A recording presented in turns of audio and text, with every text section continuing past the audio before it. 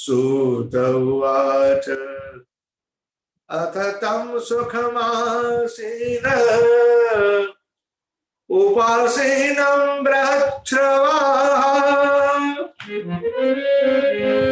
देवर्षिर्प्राह विप्रर्षि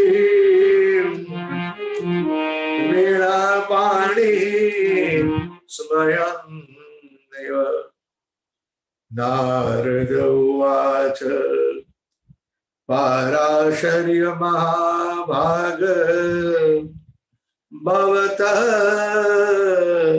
कच्चिदात्मना परितुष्यते शारीर आत्मा मानस एव वा जिज्ञासितं सुसंपन्नम् अपि ते महद्भूतम् कृतवान् भारतं यस्त्वं सर्वार्थ परिब्रह्मितम्। कल कथा में हमने सुना भगवता अवतार कृष्ण द्वैपायन भगवान व्यास परमात्मा अपने मन में असंतुष्ट होकर, बड़े दुखी होकर ये सोच रहे हैं कि मेरे जीवन में अभी भी कुछ कमी है। वह कमी किस वस्तु की, किस चीज की है, वो समझ में नहीं आ रहा। यानी कि मेरे जीवन का जो उद्देश्य है, जो कार्य करने का, उसमें अभी भी कुछ कार्य करना शेष है।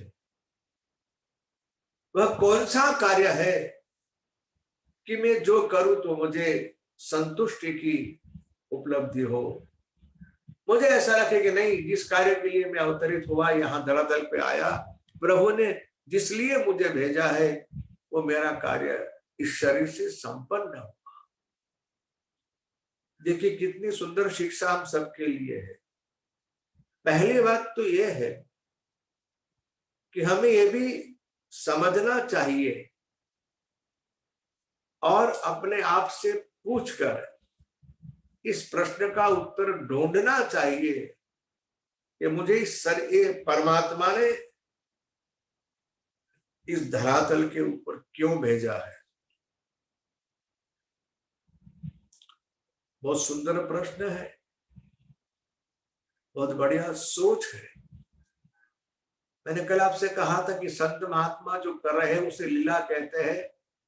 उस लीला में उनके कर्तृत्व का लेश मात्र भी अहंकार नहीं, और ये इस लीला के माध्यम से हम सबको शिक्षा प्रदान करते हैं। ये सत्य है कि प्रभु ने हमें मनुष्य की योनि में जन्म देकर बड़ा उपकार किया है। कबहु करी करुणा नर देहि, देत हेतु बिनु हेतु सने, देत ईश बिनु हेतु सने। प्रभु ने हमें यूं ही मनुष्य नहीं बनाया, ये बात तो आप सब जानते हो। भागवत के विचार की दृष्टि से आपसे कहूं तो, निवेदन करूं तो, 84 लाख योनि में से जीव को गुजरना होता है। कितनी योनियों में भ्रमित करता हुआ ये जीव जब मनुष्य की योनि में मनुष्य की काया प्राप्त करता है। देखिए भगवान ने मनुष्य के ऊपर अन्य मनुष्य के सिवा अन्य योनि के जीवों के ऊपर एक कृपा नहीं की, जो कृपा हम पर भगवान ने की। और वह कृपा है, भगवान ने हमें मनुष्य बनाकर, पहली बात तो ये कि भगवान ने हमें अकल दी, बुद्धि दी, सोचने के लिए भगवान ने हमें अवसर दिया है। यदि इस प्रश्न का उत्तर में और आप पा ले तो क्या कहोगे? हमारा जन्म और जीवन दोनों सार्थक होता है।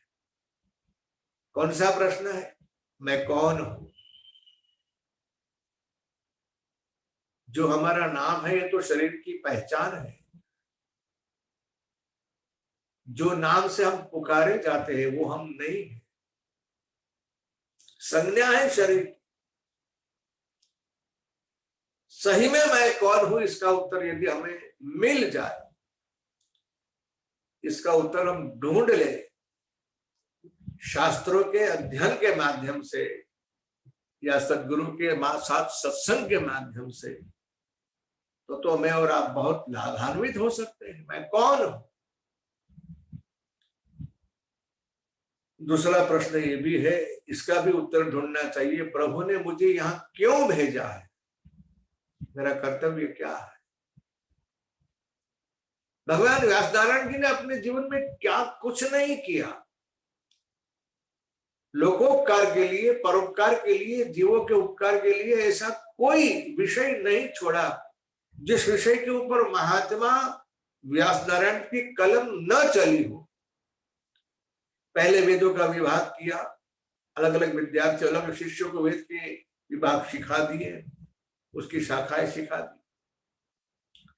उसके पश्चात 5वें वेद महाभारत का सृजन किया, क्योंकि वेद में जो कुछ कहा गया उसके अर्थ से शूद्र और अन्य व्यक्ति वंचित न रह जाए, स्त्री और शूद्र, उसके लिए उन्होंने 5वें वेद की रचना की। फिर भी संतुष्टि नहीं हुई तो उन्होंने 17 पुराणों की रचना की। इतना बड़ा कार्य करने वाला व्यक्ति सोच रहा है कि अभी भी मेरे जीवन में कुछ कमी है, उसकी पूर्ति कैसे हो। और यहां बिल्कुल स्पष्ट यही शिक्षा है कि उन्हें इतने विद्वान होते हुए भी जो वेद के ज्ञाता है, उन्हें भी ये प्रश्न का उत्तर अपने ज्ञान से नहीं मिला, अपने आप से नहीं मिला, गुरु से मिला है। हम भले न माने, और इस कलयुग में कई संतों का ये आग्रह भी है, गुरु करने की आवश्यकता नहीं है। उनका दृष्टिकोण बिल्कुल बिलग है, अलग है, वे भी सत्य है, उसमें कोई संदेह नहीं।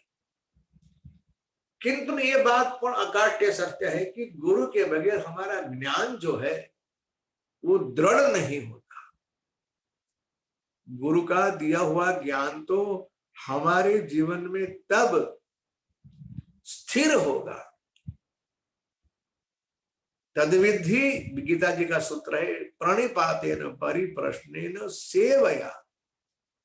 गुरु की सेवा करने से ही जिस किसी गुरु के पास हमने ज्ञान प्राप्त किया, उसकी सेवा करने से ही वह ज्ञान फलित होगा, वह ज्ञान दृढ़ होगा हम सबके अंदर।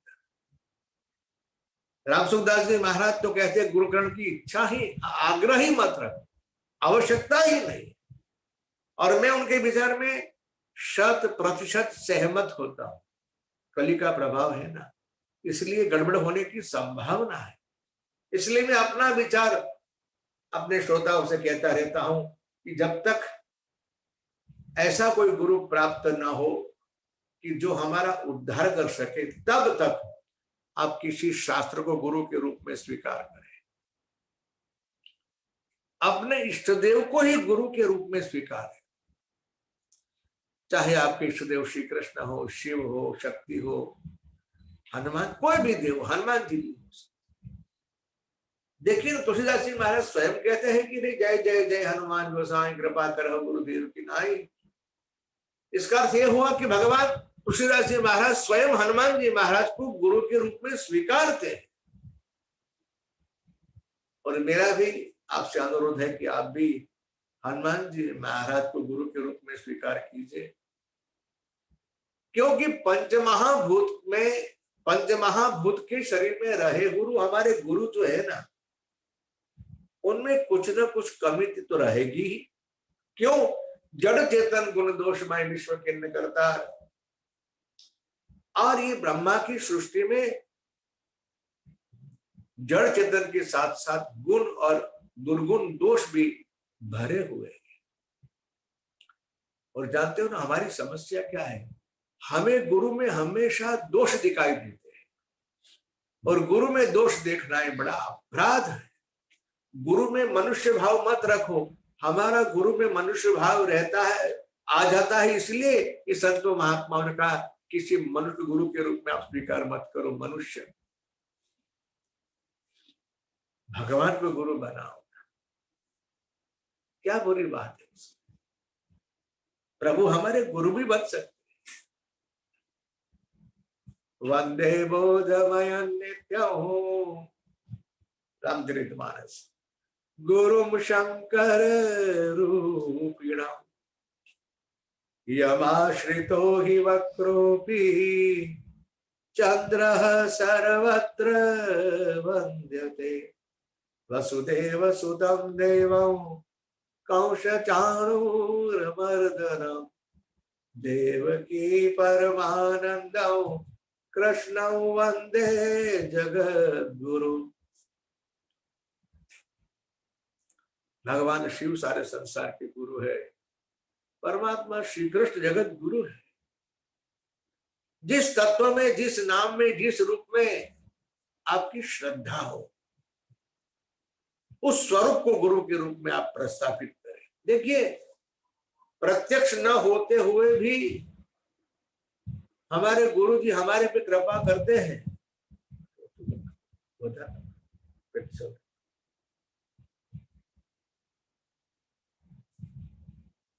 हरे हरे। हमने महाभारत की कथा सुनी है ना, सुनी क्या देखी। ये तो हम सबका सौभाग्य है कि हमें ये पूरी महाभारत की श्रीलंक देखने को मिली। उस कथा में हम देखते हैं ना, भगवान द्रोणाचार्य का अर्जुन के साथ साथ एक और भी शिष्य है, जिसने प्रत्यक्ष रूप में नहीं, अपरोक्ष रूप से भगवान द्रोणाचार्य जी के माध्यम से शिक्षा प्राप्त।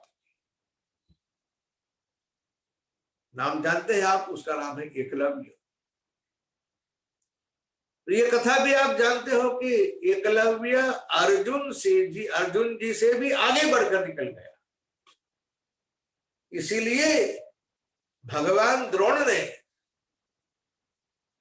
कोई अर्जुन से बढ़कर ना मिले, इसलिए उन्होंने प्रदक्षिणा में उसका हाथ का कर का उंगलियों का अंगूठा दक्षिणा के रूप में मांग लिया। मेरा कहने का जो सुर है वही है कि हम किसी व्यक्ति को, किसी शास्त्र को या अपने इष्ट देव को भगवान के रूप में स्वीकार करें और गुरु भाव से उनका ध्यान करें, पूजा करें, उनका सेवन करें।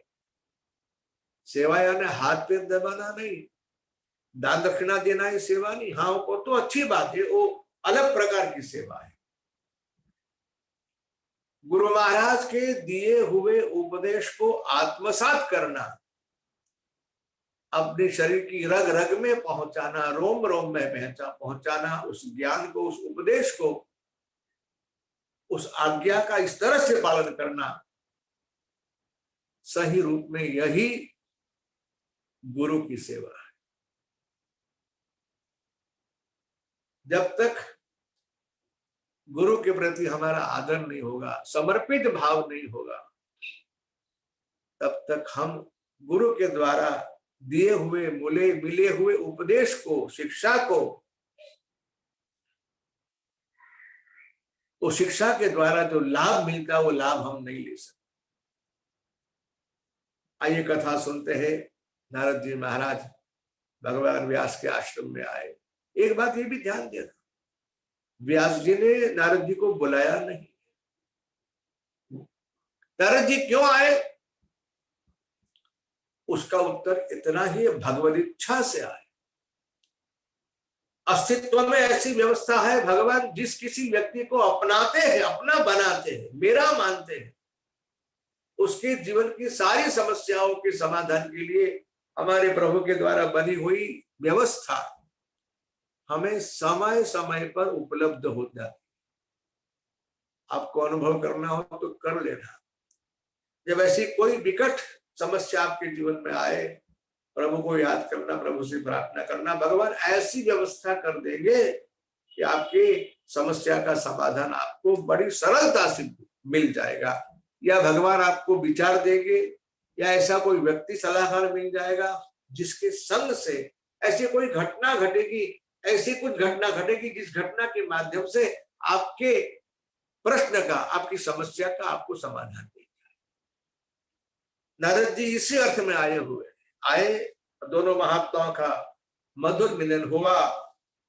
सुत उवाच, नारद जी महाराज बैठे, अथ तम सुखमासीन उपासीनम बृहच्छ्रवा।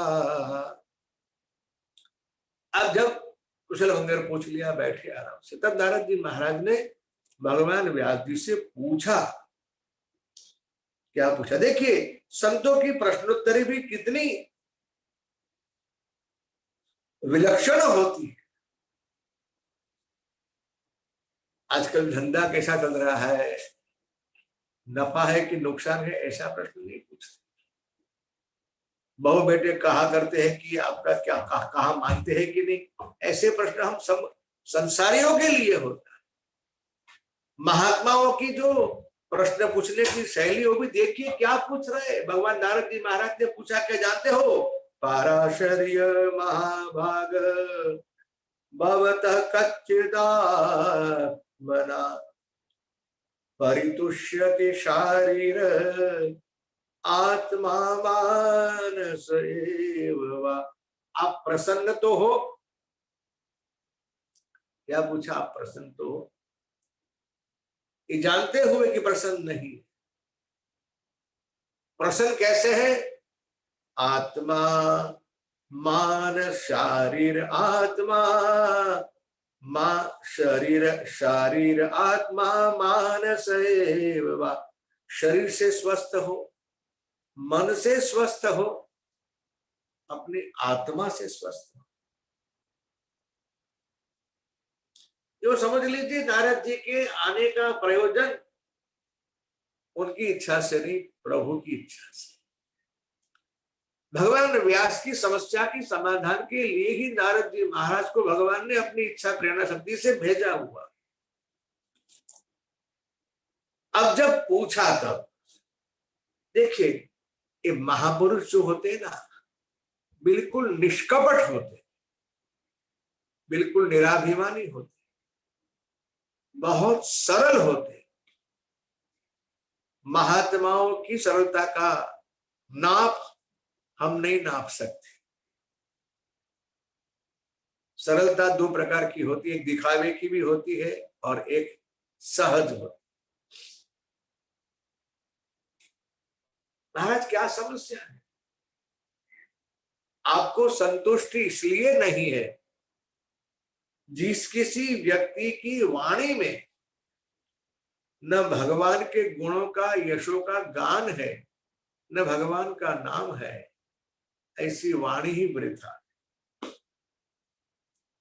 महाराज, सुख पाने का उपाय मात्र एक ही है, और वह उपाय भगवान के नाम का आश्रय, भगवान का यशोगान, भगवत लीला का गान। दोहरा रहा हूं, आप भी याद रखिए। सुखी होने का उपाय नारद जी महाराज बता रहे हैं।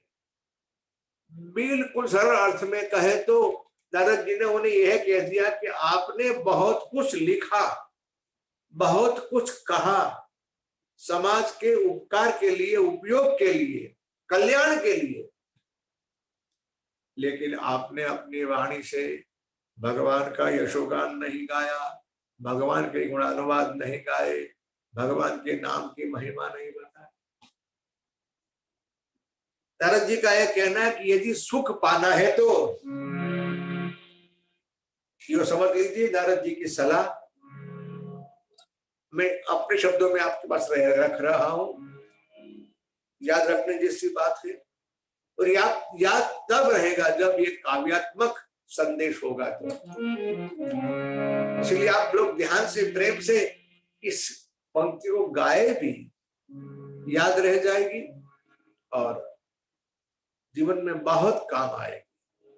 नारद जी ने क्या कहा समझ लो, हरि भजन बिना सुख शांति नहीं, हरि भजन बिना सुख शांति नहीं, हरि भजन बिना सुख शांति नहीं, हरि भजन बिना,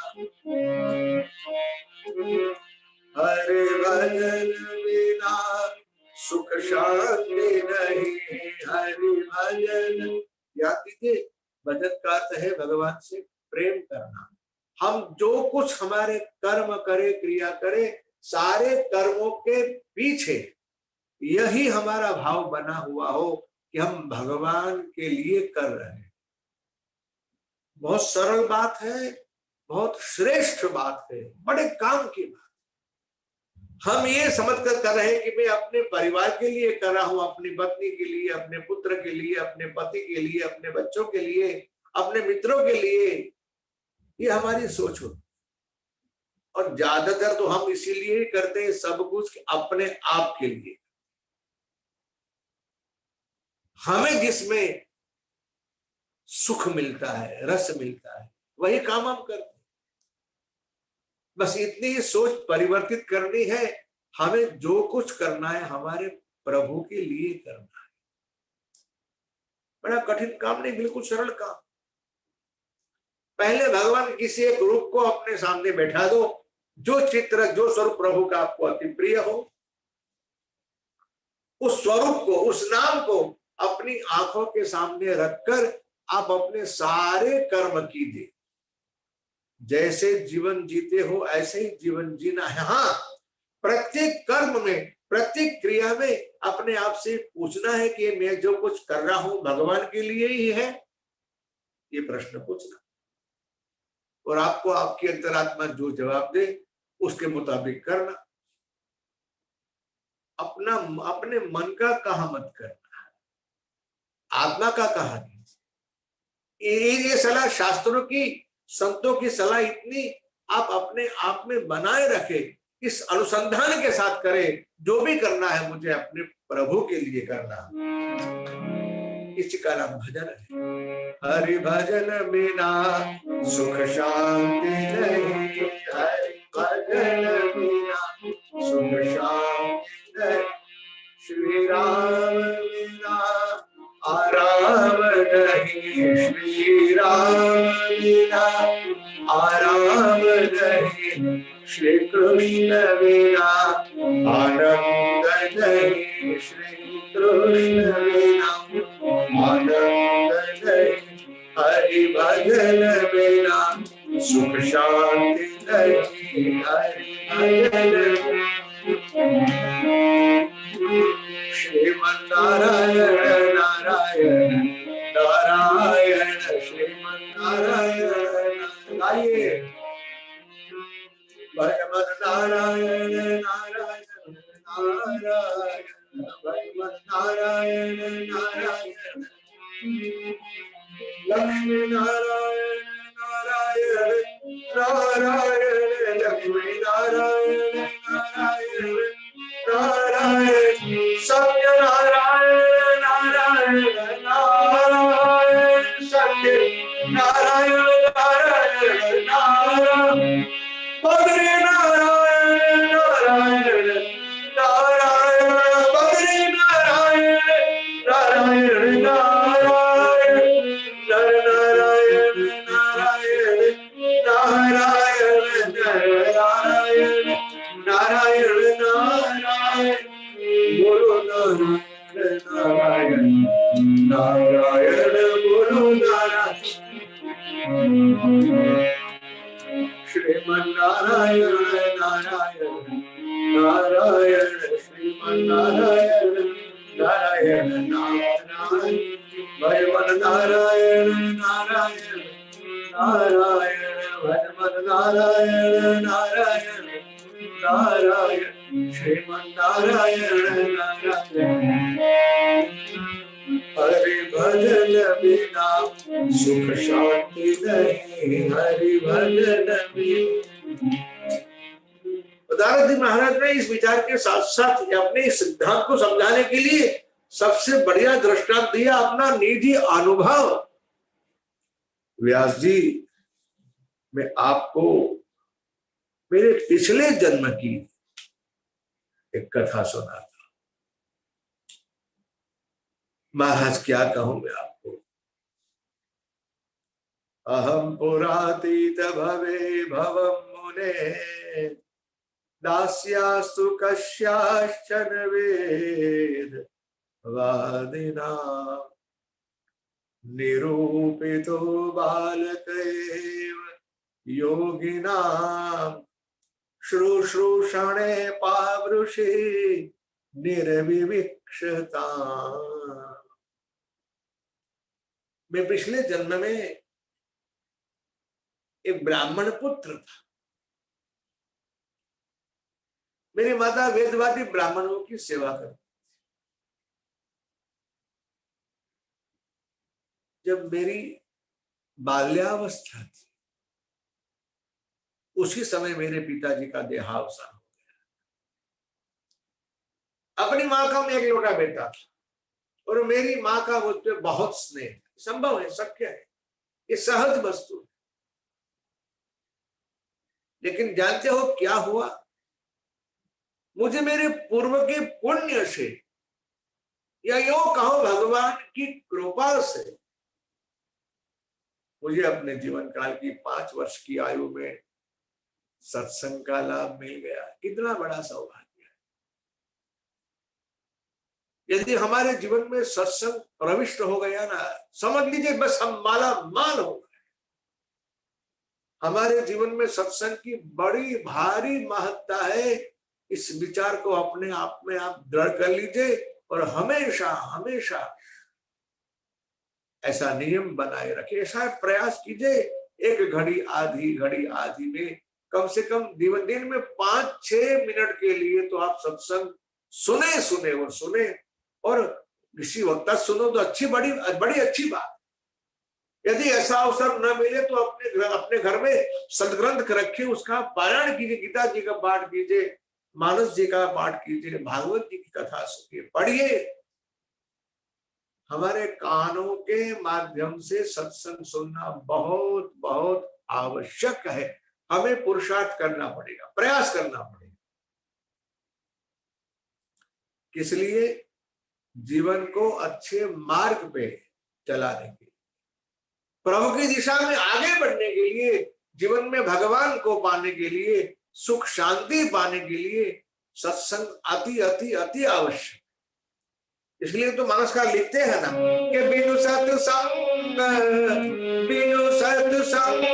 विवेकन कोई, बिनु सत्संग विवेकन कोई, राम कृपा बिनु सुलभन सोई, राम कृपा बिनु सुलभन सोई, बिनु सत्संग विवेकन होई, बिनु सत्संग विवेकन होई, राम कृपा बिनु सुलभन सोई। अब सब गाइए। मंगल भावन मंगल आई, प्रभु सुदशरथ अधीर बिहारी, प्रभु सुदशरथ।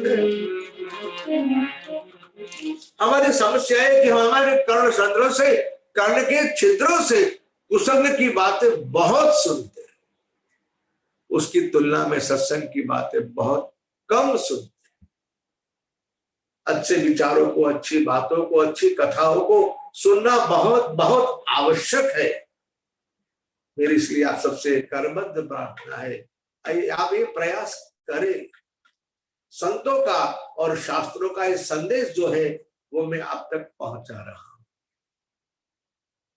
मेरी करबद्ध प्रार्थना है कि आप नियम से हर रोज सत्संग सुने। नारद जी ने कहा, मेरी आयु 5 वर्ष की थी, ऐसी घटना घटी भगवत इच्छा से। जिस गांव में हम रहते थे उस गांव में एक साधुओं की मंडली, महात्मा संत महात्माओं की मंडली चातुर्मास करने के लिए आई। गांव के लोग बड़े श्रद्धालु थे। सभी अग्रणियों ने महात्माओं का स्वागत किया, उनके निवास की, उनके भोजन की सारी व्यवस्था सब कर दी। और उस मंडली में एक महात्मा थे जो सबके नायक के रूप में थे, और संत गण उन्हें गुरु जी कहते थे। बड़े शांत चित्त थे, बड़े सरल थे। गांव वालों ने जाकर गुरु महाराज से प्रार्थना की, बाबा ये तो हमारा सौभाग्य है कि गंगा हमारे द्वार पर आकर खड़ी है, और यदि गंगा के तट पर पहुंचकर हम प्यासे रह जाए तो ये हमारा दुर्भाग्य होगा। हमारी आपसे करबद्ध प्रार्थना है कि आप हम सब गृहस्थियों को, नगरवासियों को थोड़ा बहुत सत्संग सुनाए, सत्संग कराए। संत ने हाँ किया। उसी दिन से हर रोज 2 घंटे के लिए सत्संग शुरू हो गया। गांव के कई लोग, श्रद्धालु लोग कथा में आने लगे, और 2-4 दिन में तो उस महात्मा की वाणी के प्रभाव से यो समझ लीजिए गांव के सारे लोग कथा सुनने के लिए आने लगे। अब मेरा सौभाग्य ये था कि मेरी मां की नियुक्ति इन महात्माओं की भोजन बनाने की सेवा में नियुक्ति। ये तो 5 साल का था, जहां जाए मां वहां हो जाना था। और मेरे सौभाग्य से, मेरे भाग्य से मैं तो यही समझ रहा हूं कि ये महात्माओं की मंडली मेरे लिए ही आई हुई। मुझे उनका संग मिल गया, दिन भर उस मंडली के साथ रहना, कोई भी छोटी मोटी सेवा हो दौड़कर मैं करता था। मुझे गुरु महाराज का सानिध्य मिला, सामीप्य मिला, छत्र छाया मिली। कई बार तो गुरु जी के चरण दबाने की सेवा भी मुझे प्राप्त हुई। और मेरे व्यवहार को, मेरे स्वभाव को देखकर, मैं बालक भले ही था, मुझे खेलने में रुचि नहीं थी, मैं खिलौने से खेलता नहीं था, कहीं जाता नहीं था, उनके पास ही बैठा। एक बार गुरुदेव ने कृपा करके पूछा, बेटा तेरा नाम क्या है? अब मेरा जो नाम मेरी माँ ने रखा हुआ था, मैंने नाम सुना दिया। पहले तो हंसे और कहा ये नाम मुझे इतना पसंद नहीं है, मैं तो तुझे आज से हरिदास कहूंगा, चलेगा ना? मैंने कहा गुरु महाराज आप जो कहे। गुरु महाराज ने मेरा नामकरण संस्कार किया, हरिदास हरिदास हरिदास हरिदास। पूरी मंडली मुझे गुरु हरिदास कह के पुकारती। और कुछ भी, किसी का भी काम, किसी भी संत का कुछ भी काम हो, जल लाना हो, फल लाना हो, काट लाना हो, फूल लाना हो, कपड़े धोना हो, कुछ भी सेवा मुझे कोई बतावे, मैं दौड़ के करता था। इस संतों की सेवा सबके भाग्य में नहीं होती, और सेवा करने का स्वभाव भी सबके अंदर नहीं होता। हमारा अहंकार हमें अकड़ बना देता है। इतना याद रखिए, संतों की सेवा बड़े सौभाग्य से मिलती है। कि मैं तो ये समझता हूं कि संत यदि आपकी सेवा स्वीकारे ना, तो वे हमारा सौभाग्य है। संत तो अपने आप में संतुष्ट है, पूर्ण है, उन्हें किसी की आवश्यकता नहीं। लेकिन यदि हमारी सेवा स्वीकारे तो क्या कहा, ये हमारा सौभाग्य। और दूसरी बात मैं आपसे कहूं, किसी संत को ये संत है कि नहीं, इसका निर्णय आप मत करना। संत हमारी धारणाओं के अंदर बैठ जाए, ये आवश्यक नहीं। संतों की परख बड़ी बड़ी विलक्षण है। संत किसे कहा जाए तय करने के लिए हमारी बुद्धि इतनी सक्षम नहीं है, हमारा विवेक इतना जागृत नहीं।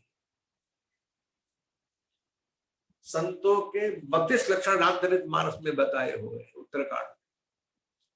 और संतों के गुण की चर्चा तो मानस में कई जगह की गई।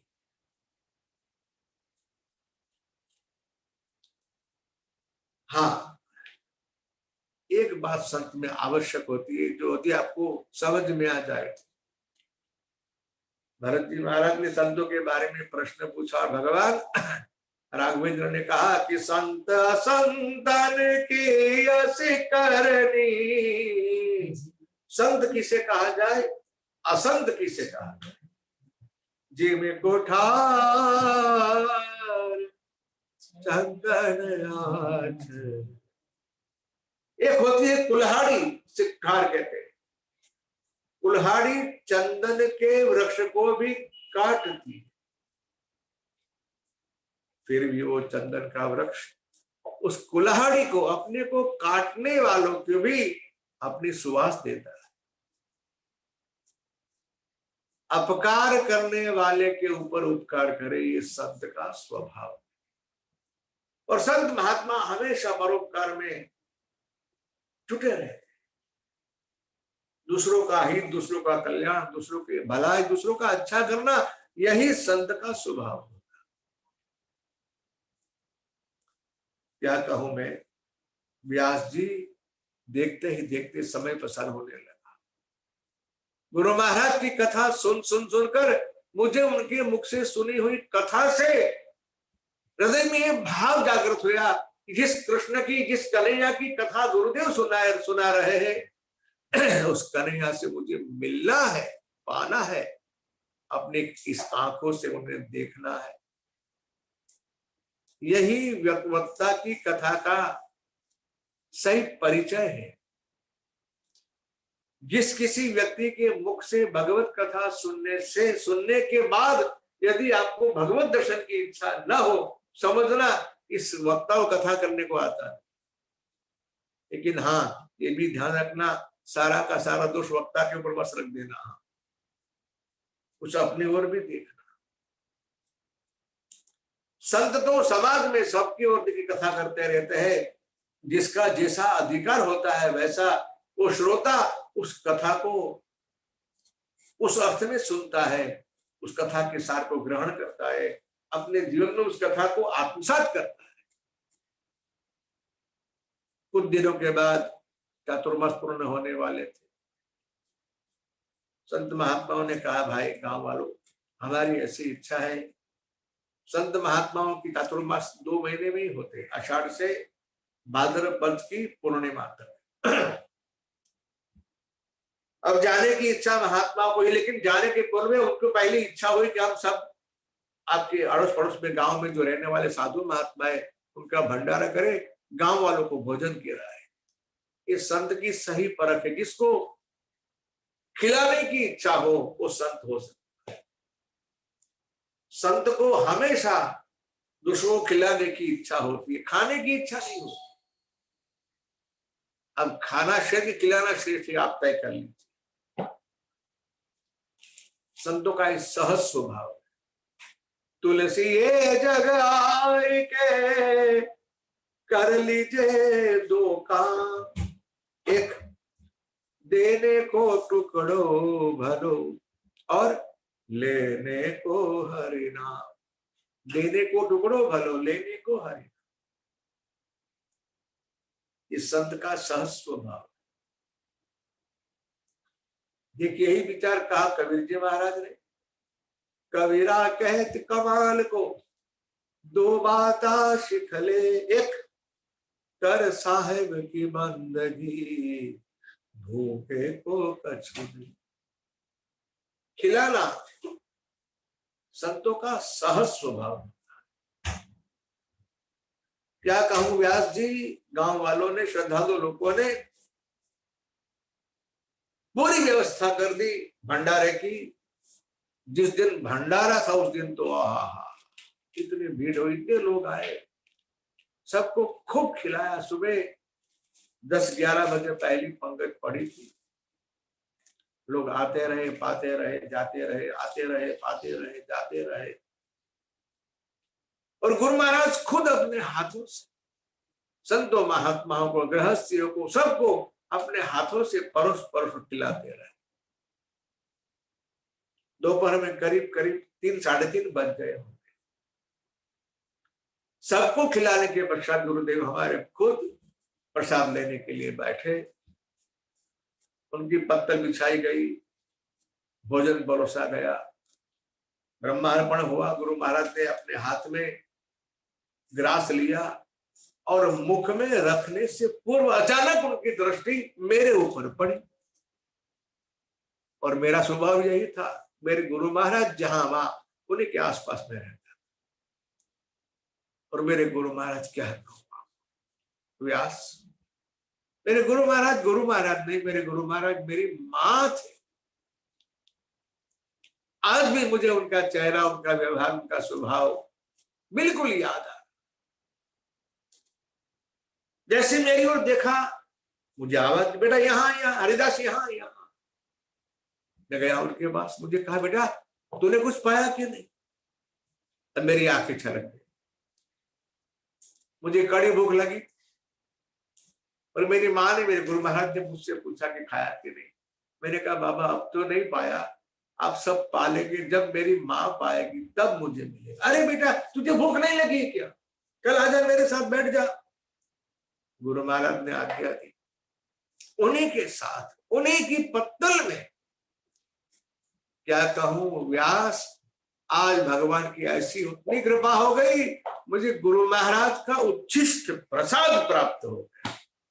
उच्छिष्ट लेपान अनुमोदितो द्विजैहि, सत्कृष्म भुञ्जय तग पास्तग किल्बिषः, एवं प्रवृत्तस्य विशुद्ध चेतसः, तद्धर्म एवात्मरुचिः प्रजायते।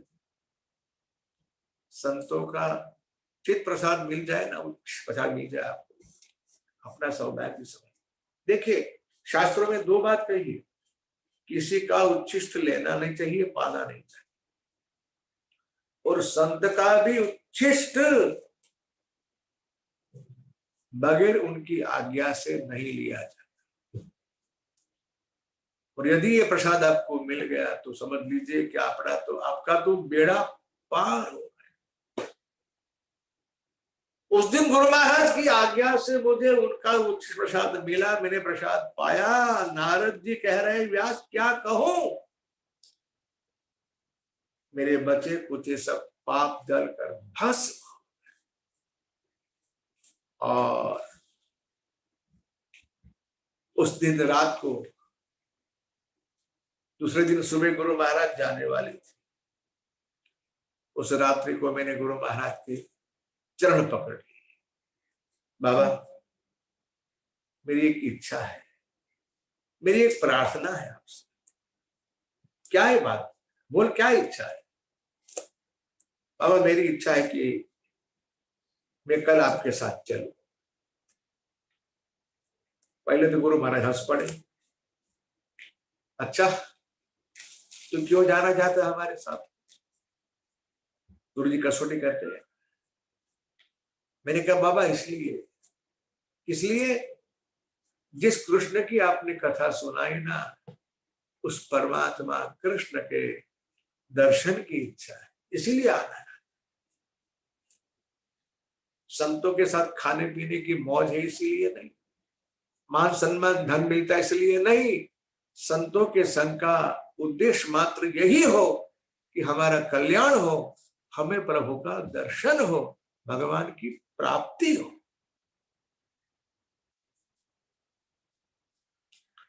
गुरु महाराज बड़े गदगद हो गए। बेटा मैं तुझे अवश्य ही मेरे साथ ले जाना। याद रखना संतों की वाणी में मेरी सोच तो अलग सी है, क्या कहूं मैं, ये बात तो आप भी स्वीकार करेंगे। संत यदि क्रोधित भी हो जाए और क्रोधित होकर यदि हमको श्राप भी दे दे, तो संत का क्रोध भी, जिस किसी के ऊपर क्रोध आया है उसका कल्याण ही करेगा। कई सारी कथाएं हम सुनते हैं पुराणों में, जिस मुनि ने श्राप दिया उसको अंततोगत्वा भगवान की प्राप्ति हुई। संत की प्रत्येक क्रिया, प्रत्येक शब्द, प्रत्येक बात कल्याणकारी होती है, ये अकाट्य सत्य। क्योंकि उनकी जिह्वा से भगवान नाम का अखंड भजन होता है, अखंड जप होता है, उनका भजन अखंड होता है। और ऐसे कोई महात्मा आपको सद्भाग्य से मिल जाए, हाँ हाँ हाँ, छोड़ना नहीं उनको। उनका आश्रय करना, उनका संग करना, उनकी सेवा करना, बहुत सुख मिलेगा। सुख यानी धन संपत्ति नहीं, उसकी आशा मत करना। अपनी सारी इच्छाएं पूरी हो ऐसा विश्वास मत करना। सुख मिलेगा यानी आपसे भजन होगा, आपका पाप छूट जाए। सुख की सही अर्थ में यही सही व्याख्या। गुरु महाराज ने कहा, बेटा मैं तुझे अवश्य मेरे साथ ले जाता, किंतु तू तेरी माता का एकलौता बेटा है, उसका आधार है, इसलिए मैं अपने साथ तुझे नहीं ले जा सकता। किंतु हाँ, अब गुरु महाराज ने मुझ पे कृपा की और गुरु महाराज ने मुझे मंत्र दिया, दीक्षा दी। वासुदेव गायत्री मंत्र का उपदेश किया गुरु महाराज ने। नमो भगवते तुभ्यो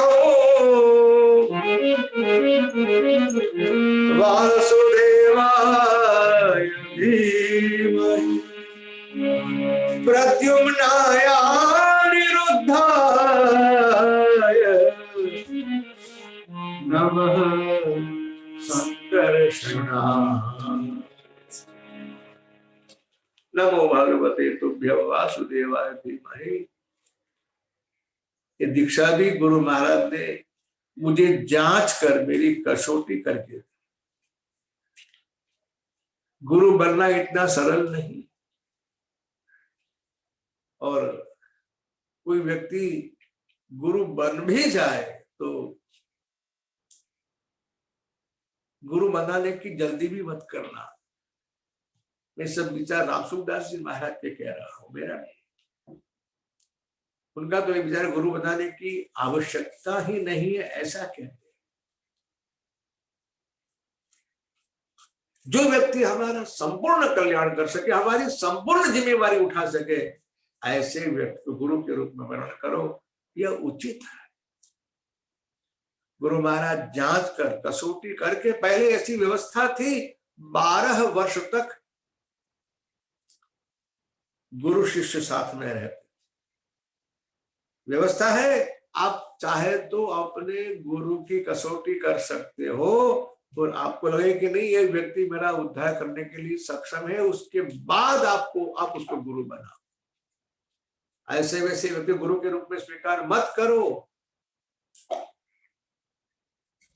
हरे हरे। और जब गुरु कृपा करते हैं तो क्या कहो। व्यास दीक्षा मिली, शिक्षा मिली, कहा बेटा इसका जप करना। कितना जप करो ऐसा कहा जाता है, जिस श्लोक के, जिस मंत्र के जितने अक्षर होते हैं, उतने लाख जप करने से मंत्र जागृत होता है, और उतने करोड़ जप करने से मंत्र सिद्ध होता है। बाबा मैं तो कुछ पढ़ा लिखा नहीं, क्या करूं। गुरु महाराज ने कहा तू गिनती मत करना, यदि तू गिनती करेगा ना बेटा तो होगा यह कि तुझे मैंने इतने लाख जप किए, इतने करोड़ जप किए, उसका भी अभिमान आ जाएगा। तू अनगिनत जप करते रहना, गिनती करने का काम भगवान भी छोड़ देना, बस अपना काम मात्र जप करना। प्रसंग आया है इसलिए आपसे विनती कर रहा हूं कि आप सब भी इस बात को अपने चित्त में स्थिर करें, और यदि आपने गुरु किए हैं तो बड़ी अच्छी बात है, और नहीं किए हुए तो संतों के माध्यम से, शास्त्रों के माध्यम से, शास्त्रों के सार के रूप में मुझे जो नाम मंत्र मिला है उसका प्रचार कीर्तन में करता रहता हूं। आप सब भी उसी मंत्र को अपने जीवन में अपनाए, उसका जप करें, उसका कीर्तन करें, उसका स्मरण करें। ये मंत्र स्वयं सिद्ध है, गुरु के द्वारा मिले ऐसी आवश्यकता नहीं है। और आज हम भागवत में इस नाम का कीर्तन गाएंगे तो आपको ये मंत्र याद भी रह जाए। आपको तो मंत्र आता ही है, हम हर रोज करते हैं कीर्तन, हरे कृष्ण कृष्ण कृष्ण कृष्ण हरे हरे सब गाए हरे राम राम राम हरे हरे हरे कृष्ण कृष्ण कृष्ण हरे हरे राम राम राम हरे कृष्ण कृष्ण कृष्ण कृष्ण हरे हरे हरे राम राम राम हरे हरे कृष्ण कृष्ण कृष्ण हरे हरे हरे राम हरे हरे कृष्ण कृष्ण कृष्ण हरे हरे हरे राम राम राम हरे हरे हरे कृष्ण कृष्ण कृष्ण हरे हरे हरे राम राम सब गाइए हरे कृष्ण कृष्ण कृष्ण हरे हरे हरे राम राम राम हरे हरे हरे कृष्ण कृष्ण कृष्ण हरे हरे हरे राम हरे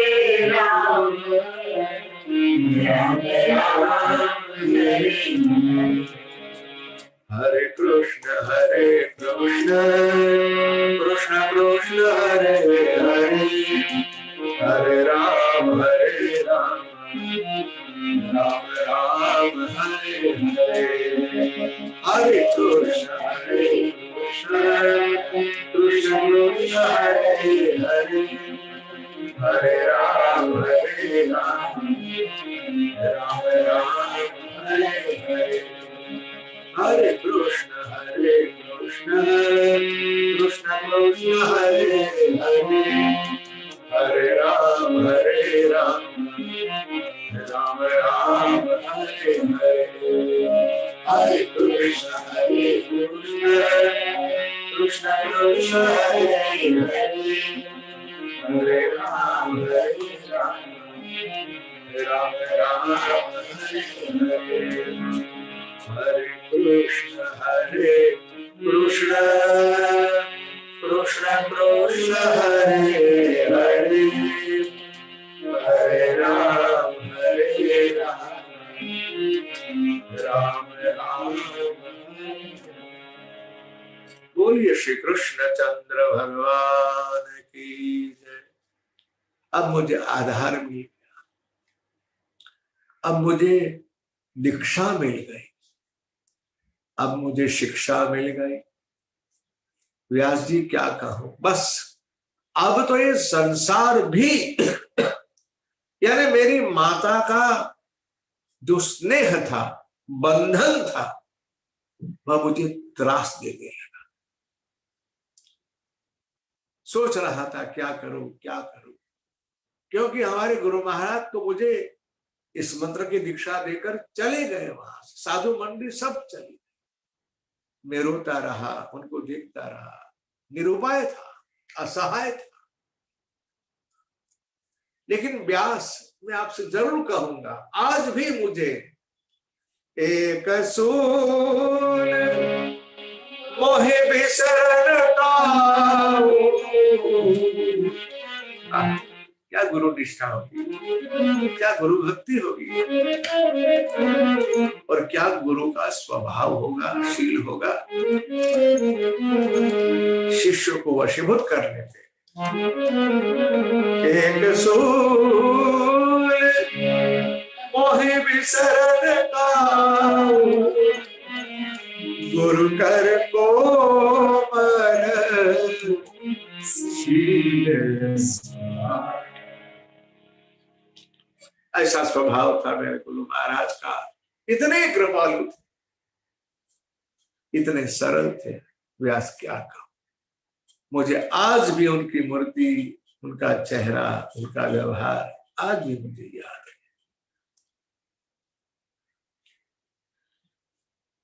व्यास जी, यो मानो भगवान ने मेरी सुन ली। एक दिन एकदा निर्गता गे हाथ दुहंती निशिगांपति। एक दिन शाम के समय मेरी माँ गोधन के लिए गौशाला में जा रही थी।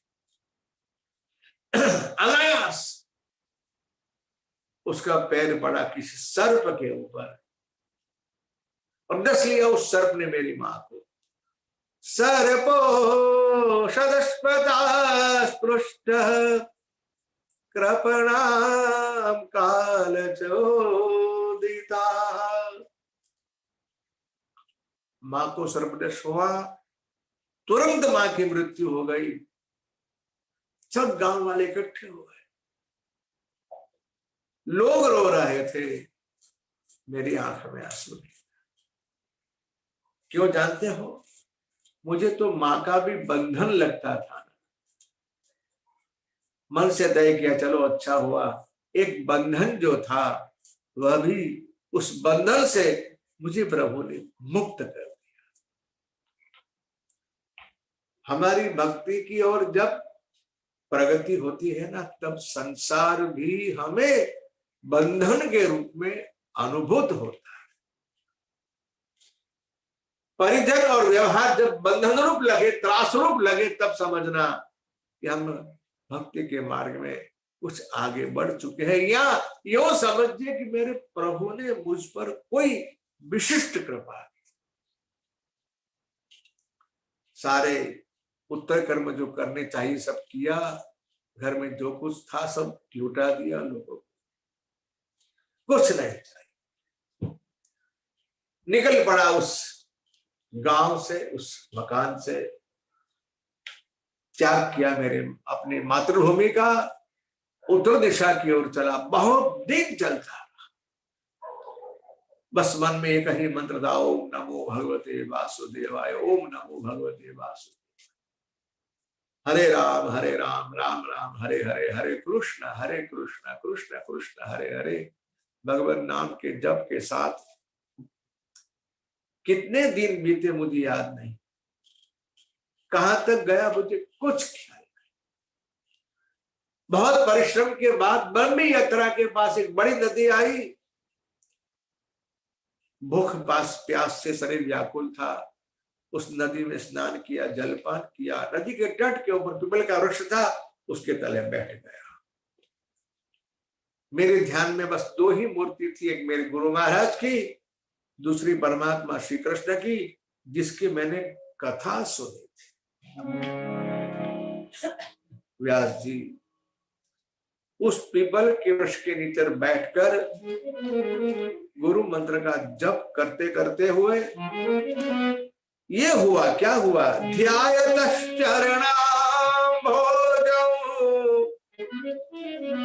भाव निर्जित चेत सा और कंठ्या शुक्ला लक्ष्य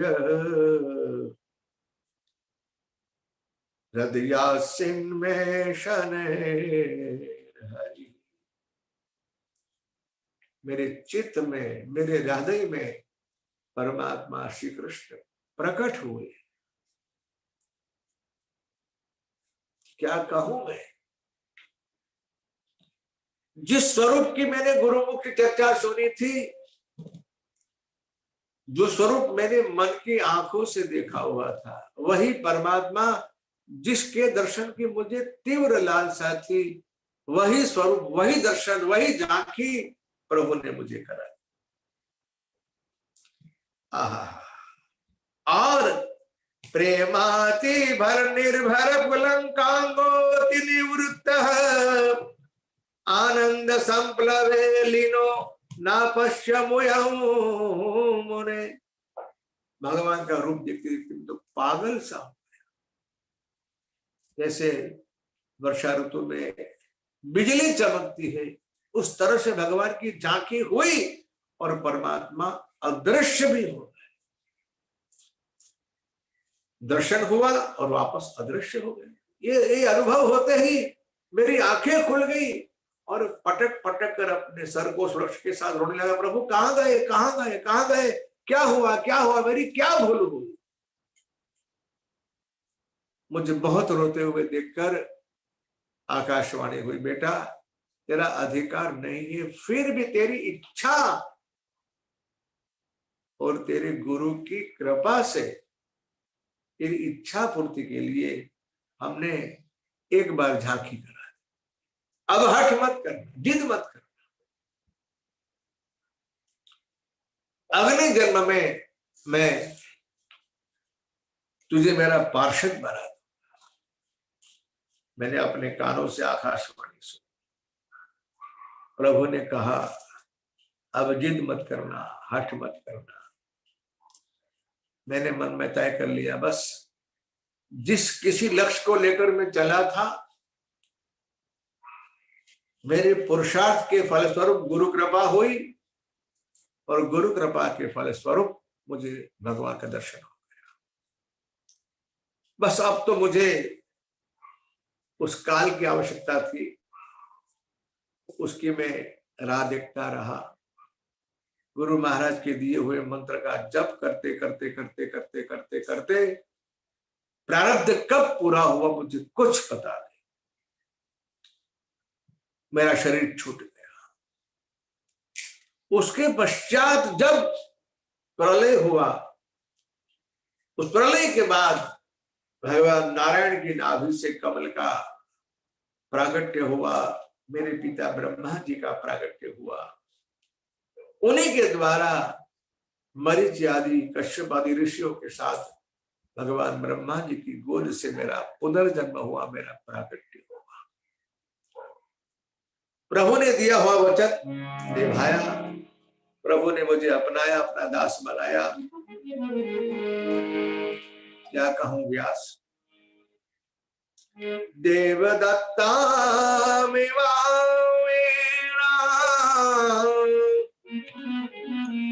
स्वर ब्रह्म विभूषिता मूर्छयित्वा हरि कथा गायमानश्चरा। मुझे वीणा मिली,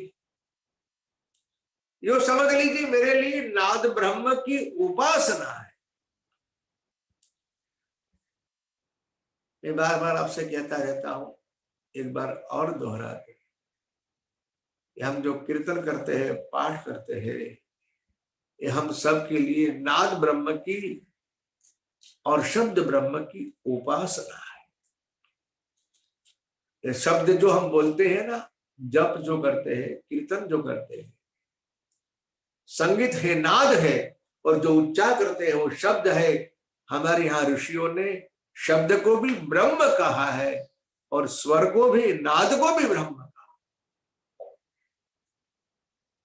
मैंने सुना है डोंगरे जी महाराज के श्रीमुख से कि जब स्वर ब्रह्म और शब्द, क्षमा करना, जब शब्द ब्रह्म और नाद ब्रह्म एक साथ टकराते हैं, तब उस व्यक्ति के चित्त में, हृदय में परब्रह्म परमात्मा का प्राकट्य होता है।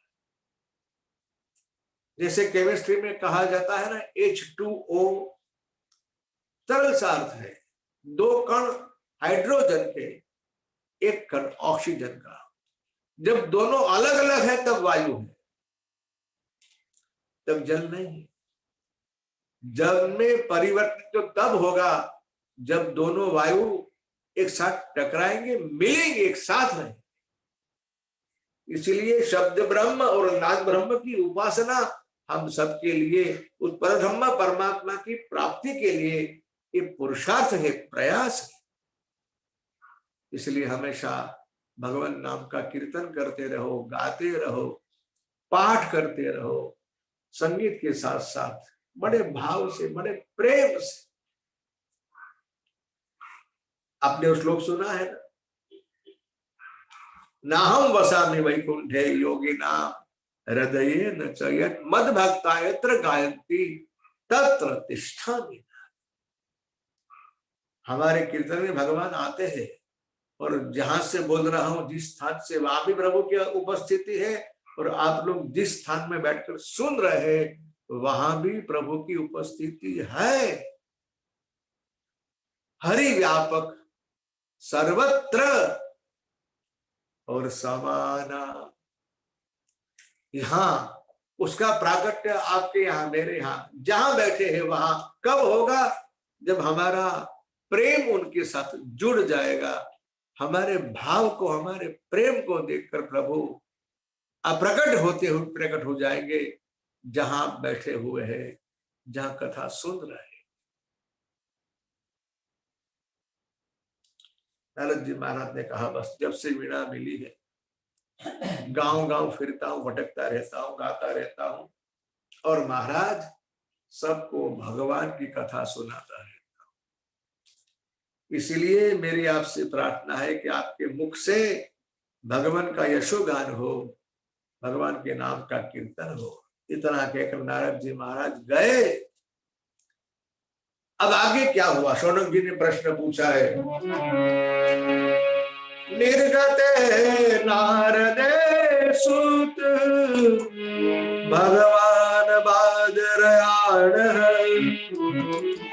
श्रुतवास्तदति प्रेतं तत किम करोद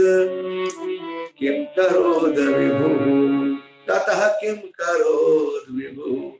भगवान नारद जी महाराज के जाने के बाद भगवान व्यास जी ने क्या किया? ब्रह्म नद्याम सरस्वत्यामाश्रम पश्चिमे तटे शम्या प्रासयिति प्रोक्त ऋषिणा सत्रवर्धन।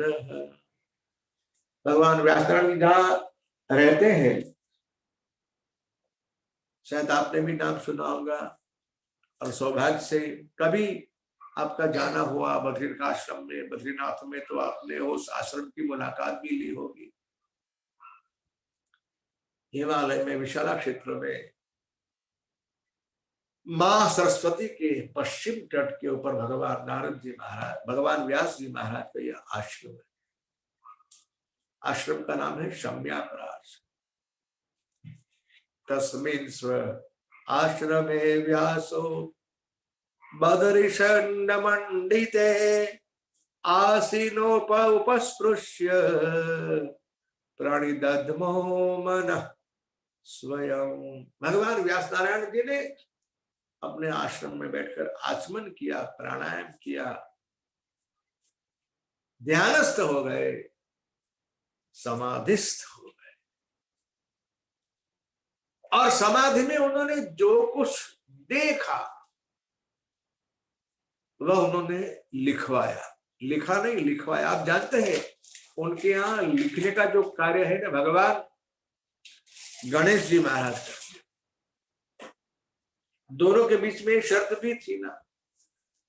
गणेश जी ने कहा, देखो भाई, मैं बिल्कुल रिक्त बैठूंगा नहीं, मैं तब आपके यहाँ लिखने के लिए आने के लिए प्रस्तुत। तब कब? मैं बिल्कुल 1 मिनट के लिए भी नहीं रिक्त नहीं बैठूंगा, फ्री नहीं रहूंगा। आपको कांस्टेंट कंटिन्यूस लिखवाना पड़ेगा, सतत लिखवाना पड़ेगा। अच्छा महाराज, आपकी शर्त मुझे मंजूर है। व्यास जी ने कहा, लेकिन मेरी भी एक शर्त है। क्या? कि मैं जो कुछ कहूं, लिखवाऊं, वो लिखने का कार्य भी आपको सोच समझ के करना पड़ेगा। गणेश जी महाराज भी ज्ञान का अवतार है, साक्षात रिद्धि सिद्धि के मालिक, दाता है, ज्ञान स्वरूप है, ज्ञान का घनीभूत स्वरूप है। इसलिए व्यास जी ने जो देखा वो लिखवाया, उनके मुख से जो निकला वो लिखा। लिखने वाले महात्मा गणेश जी है। इस तरह से भगवान व्यास नारायण जी ने भागवत कथा का प्राकट्य किया। यस्याम वै श्रूयमाणायाम कृष्णे परम पुरुषे भक्तिरुत्पद्यते पुंसः शोक मोह भयापहा। इसका महात्मा है, ये समझ लीजिए। भागवत कथा सुनने से हमारा शोक, हमारा मोह, हमारा भय चला जाएगा। शोक भय और मोह से हमें निवृत्ति मिलेगी भागवत कथा सुनने से। इतना ही नहीं, कुछ जाएगा तो आएगा क्या? भक्ति उत्पद्यते, भक्ति की प्राप्ति होगी, भक्ति हमारे चित्त में प्रकट हो जाएगी, हम भक्तिवान हो जाएंगे। जो श्रोता श्रद्धा और आदर के साथ समर्पित भाव से भागवत कथा सुन रहा है, उसके शोक मोह और भय की निवृत्ति होगी, उसे भक्ति की प्राप्ति होगी। इस तरह से भगवान व्यास नारायण जी ने ससंहिता भागवती कृत्वानुक्रम्य चात्मजं शुकमध्यापयामास निवृत्तिरतः मुनि। भगवान सुखदेव जी महाराज तो भले निरत थे, निवृत्ति परायण। उन्होंने इस कथा को किस तरह से पढ़ा सुना, ये प्रश्न भगवान शौनक जी ने जब पूछा, तब उसके उत्तर में, शायद कथा सुनी होगी आप, जब ये ग्रंथ की रचना संपन्न हुई, तब भगवान व्यास जी ने सोचा कि भागवत की कथा कहने का अधिकार सबको नहीं, इस कथा का वक्ता तो भक्ति ज्ञान और वैराग्य से परिपूर्ण होना चाहिए। और ऐसा व्यक्तित्व भगवान व्यास नारायण को कोई दिखाई नहीं दे रहा था। किसको इस ग्रंथ का मैं अभ्यास कराऊं, किसको एक भागवत का वक्ता बनाऊं? बार बार सोचने के बाद एक ही प्रतिमा, एक ही मूर्ति, एक ही नाम उनका सामने आता था, अपने बेटे सुखदेव जी का। वो मिले कहां, कैसे ढूंढे? ऐसी कथा संतों के मुख से मैंने सुनी है। सुखदेव जी महाराज के संदर्भ में ये महात्मा व्यास जी ने अपने विद्यार्थियों को अलग अलग श्लोक पढ़ाए भागवत जी, और कहा इस श्लोकों का आप ज्ञान करना, जब वन में आप जाओ कंद मूल फल यज्ञ काष्ठ आदि लाने के लिए, तब वो कार्य करते करते भागवत के श्लोकों का आप गान करना। संतों से कथा सुनी है मैंने, ऐसा ही हुआ। भगवान सुखदेव जी महाराज के कान में एक श्लोक पड़ा, अहो बकीयम स्तनकालकूटम जिघांसया पायदप्य साध्वी, तृतीय स्कंद का श्लोक है। उद्धव जी महाराज इस श्लोक का गान करते हैं विदुर जी महाराज के पास, और ये श्लोक सुनते ही सुखदेव जी महाराज के कान में शब्द पड़े, श्लोक का गुंजन हुआ, और वहां वो घूम रहे थे, उस विद्यार्थी को उन्होंने पुकारा।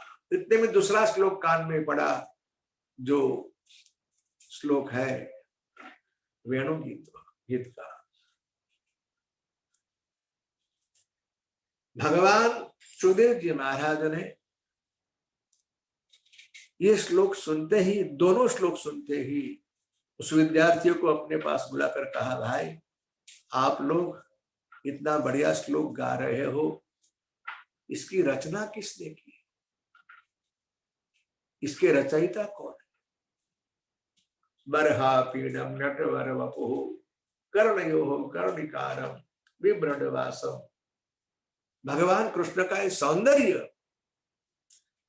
कनक कपिशम वैजयंत चमाला रंध्राण वेणो रधर सुदया पूरे गोपुरंदेही। सुखदेव जी महाराज ने कहा, ये किसका वर्णन है, किसने लिखा है, जरा मुझे सुनाओ तो आप।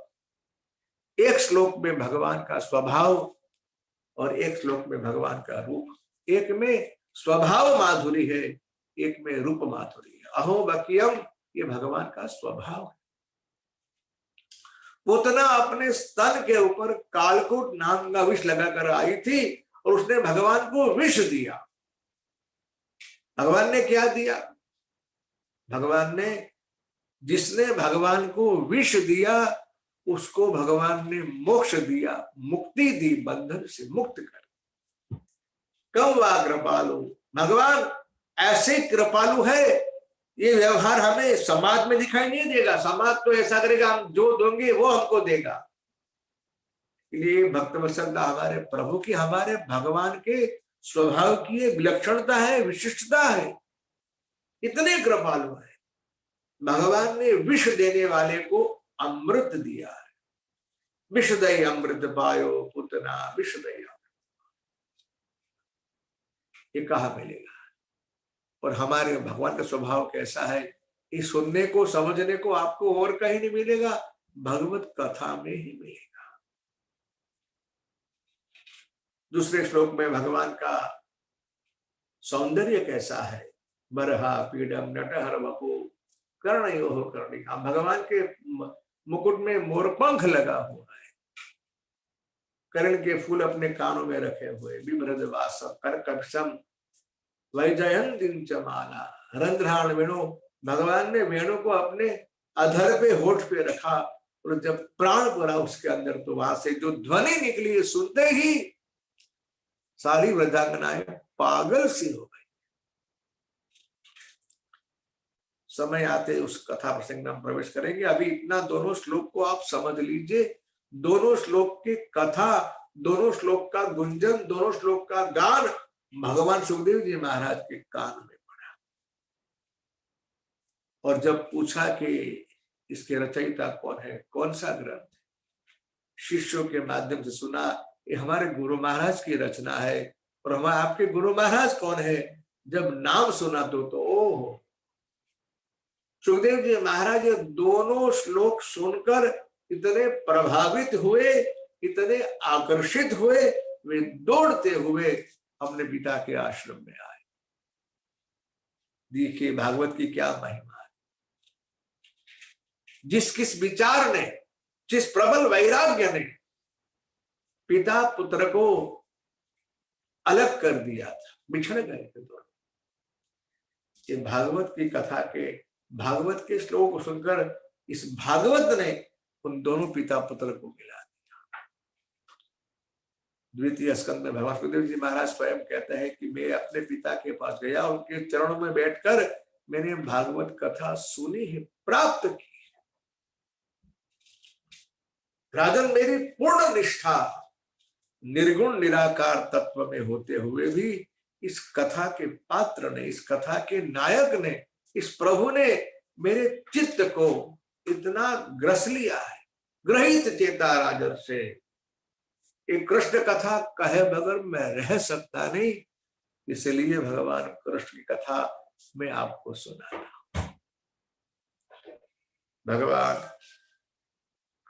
सुखदेव जी महाराज जिन्होंने संसार के सारे बंधन तोड़ दिए, उनके जीवन में कोई ग्रंथि नहीं है, कोई ग्रंथ नहीं है। आत्मा रामस्य मुनयो, आत्मा रामस्य मुनयो निर्ग्रंथाप्युत्क्रमे कुर्वन्तः हेतु किं भक्तिं इत्थभूत गुणो हरि। भगवान के इन्हीं गुणों के माध्यम से सुखदेव जी महाराज प्रभावित हुए, आकर्षित हुए, और भगवान व्यास जी के पास आकर हरिर्गुणा क्षिप्त मतिर भगवान बादरायणी अध्यमा अध्य गायन महाध्याख्यान नित्यम विष्णु जन प्रिय। इस तरह से भागवत के उत्तमाधिकारी वक्ता की हमने कथा सुनी। भागवत जी का प्राकट्य कैसे हुआ, किसकी प्रेरणा से हुआ, किसने किया, ये सब सारी कथा मैंने आपको सुना दी। अब आगे इस 7 से लेकर 19 तक जो अध्याय की कथा है उसे कहते हैं उत्तमाधिकारी प्रकरण। श्रोता वक्ता का, वक्ता सुखदेव जी और श्रोता परीक्षित जी महाराज। हमने संक्षेप में कथा सुनी वक्ता की, परीक्षित जी महाराज की। अब कथा आती है उत्तमाधिकारी श्रोता परीक्षित जी महाराज की। परीक्षोत राजर्षे जन्म कर्म विलापनम संस्थां च पांडुपुत्राणां वक्षे कृष्ण कथोदय। भगवान सुत जी कहते हैं कि मैं अभी आपको परीक्षित जी महाराज के जन्म कर्म की कथा, पांडवों के महाप्रयाण की कथा और इसी के साथ भगवान कृष्ण की जो कथा है उसका उदय होता है। वे सारे प्रसंग, सारे घटनाक्रम मैं अब आपको सुनाऊंगा। अब आगे परीक्षित जी महाराज के प्रागट की कथा के साथ साथ किस महापुरुषों के जन्म वंश में वे जन्म लिया है, इसलिए 3 महापुरुष और 3 महान स्त्रियों की कथा आएगी। भगवान परीक्षित जी महाराज के दादा अर्जुन जी, विदुर जी और भीष्म पिता, 3 महान स्त्रियों में उत्तरा, द्रौपदी और मां कुंती, ये सब कथा हम सुनेंगे, किंतु समयावधि के कारण मैं इसी प्रसंग में अपने वाणी को यहाँ विराम देने जा रहा हूं। हम सब थोड़ा कीर्तन करेंगे, कीर्तन के साथ ही आज की कथा का विराम होगा। आगे की चर्चा हम सब कल करेंगे। आइए श्रद्धा और भाव से जय राधे जय राधे, जय श्री कृष्ण बोलो जय राधे, जय राधे जय राम। सब गाइए जय श्री कृष्ण बोलो जय राधे, जय राधे जय श्री कृष्ण बोलो जय राधे, जय राधे जय राधे जय श्री कृष्ण बोलो जय श्री कृष्ण बोलो जय राधे, जय श्री कृष्ण बोलो जय राधे, जय श्री कृष्ण बोलो जय राधे, जय श्री कृष्ण बोलो जय राधे, जय राधे राधे राधे, जय राधे राधे राधे, जय राधे जय राधे, जय श्री कृष्ण बोलो जय राधे, जय राधे जय राधे, जय श्री कृष्ण बोलो जय राधे, जय श्री कृष्ण बोलो जय राधे, जय श्री कृष्ण बोलो जय राधे,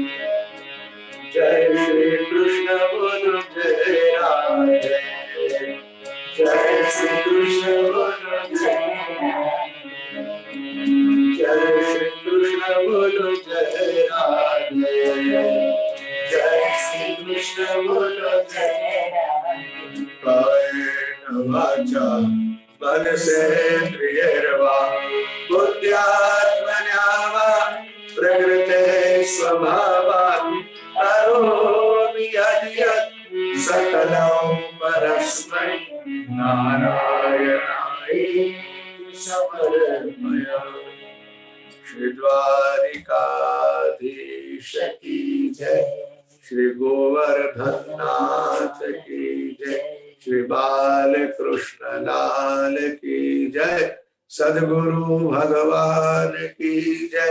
ओम नमः पार्वती पतये हर हर महादेव।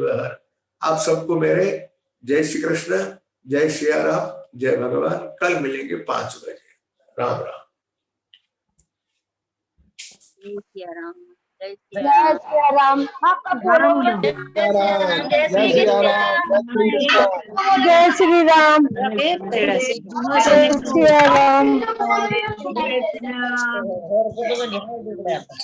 जय श्री कृष्ण, जय श्री कृष्ण, जय श्री